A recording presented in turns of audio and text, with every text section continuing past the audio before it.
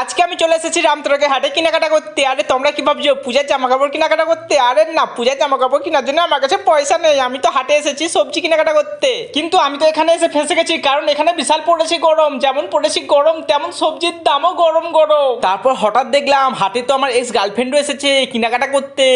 কিন্তু দুঃখের বিষয়, এক্স গার্লফ্রেন্ড তো আমাকে চিনতেই পারলো না। সেই দুঃখে আমি রেগে মেগে সবজি কিনে কাটা শুরু করে দিয়েছি।